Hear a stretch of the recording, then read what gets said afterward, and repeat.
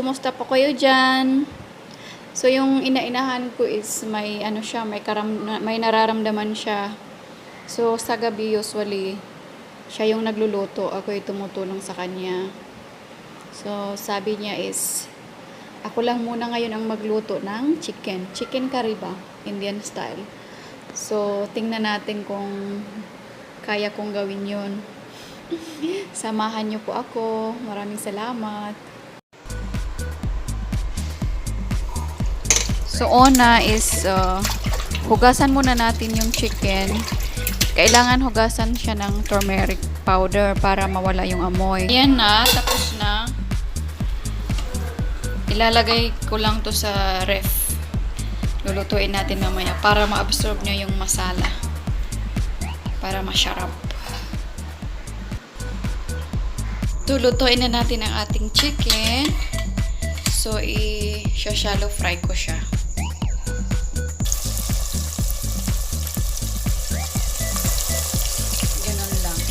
Fry lang, huwag i-fry masyado kasi gagawin natin yung curry.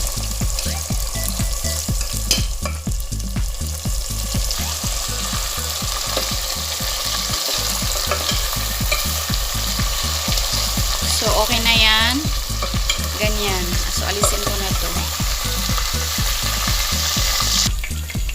So same oil, yun yung lalagyan ko na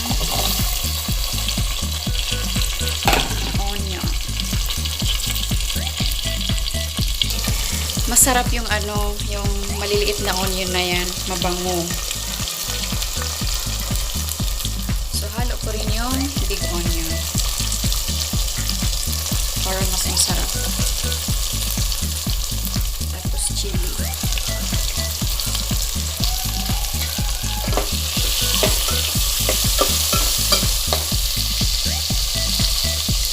So, ito na yung So, ito, mayroon kaming ready-made, homemade na ginger garlic paste. Tapos yung curry leaves at saka tomato. So, yan na yung isusunod ko.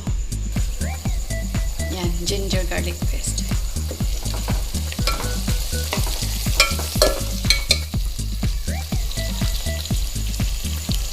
Tapos yung curry leaves.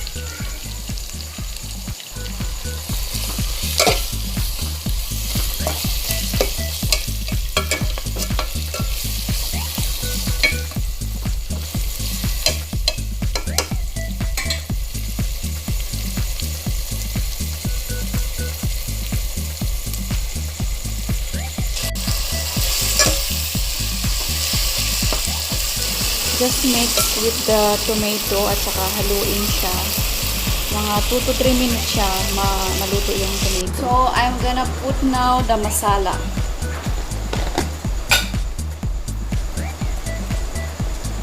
So, I'm putting red chili.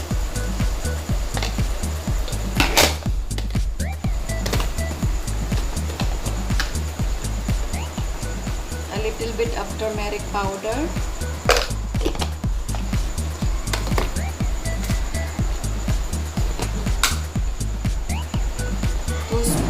Coriander powder. Coriander powder.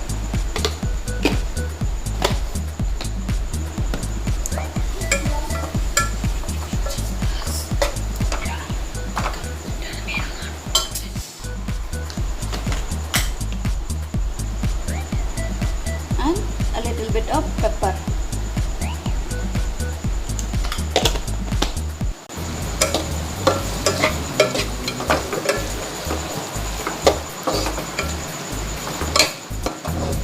So we'll just fry a little bit to remove the raw smell of masala. And then we're gonna mix the chicken. Ayan, so it's boiling now. Smell yummy. My chicken curry smell yummy. So just boil it a little while. more time. I'll check. It's hot. So here you have to check the salt if it is okay. So adjust the salt according to the taste. So let it boil like for another 2-3 minutes to make it soft. So salt is less, so I'm gonna put a little bit of salt.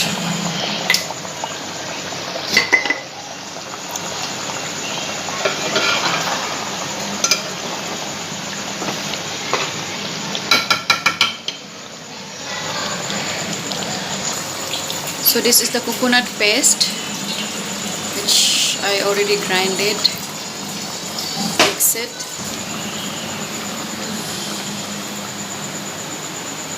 Yes, it's gonna be lovely. It's gonna be yummy.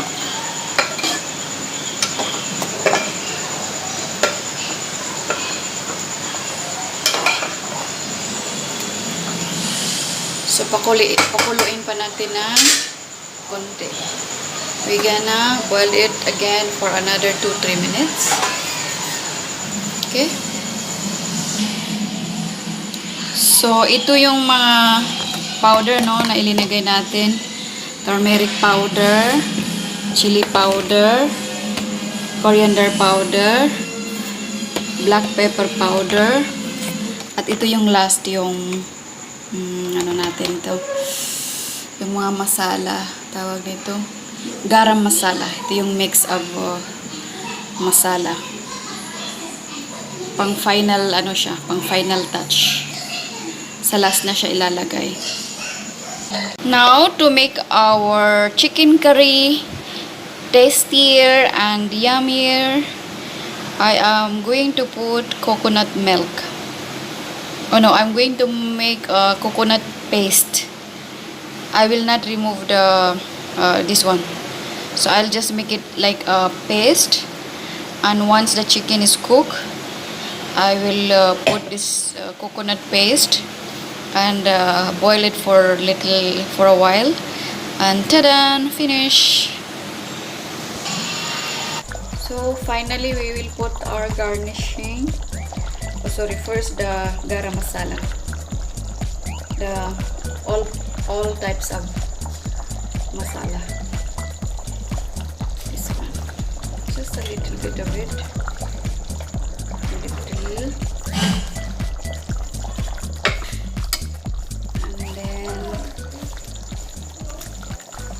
Coriander leaves.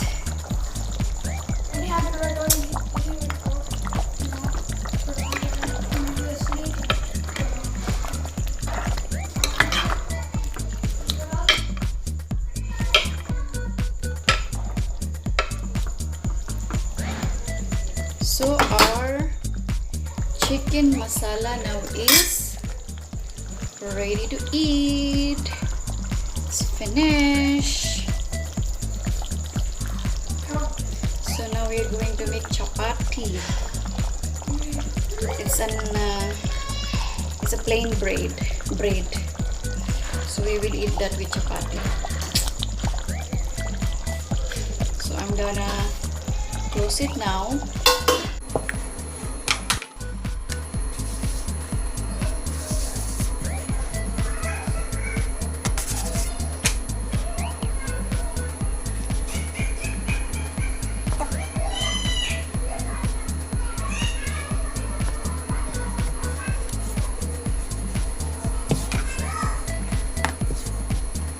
So, ganyan yan. Kaya medyo matagal yung ano namin sa hapunan. Kasi pa isa-isa mo siyang gagawin. Iwalo kami.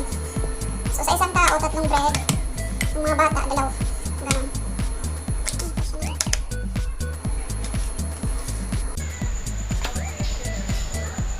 So, yan. Painitin natin yan. Tapos,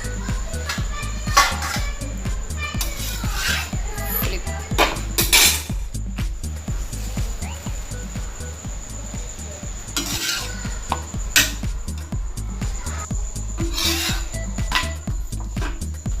ayan na siya. Luto na yan.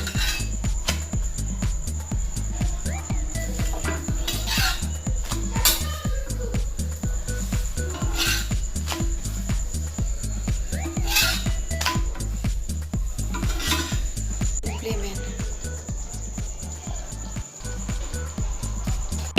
Ha? Chicken curry and chapati yummy. Chicken curry and chapati yummy. Nami. Nami?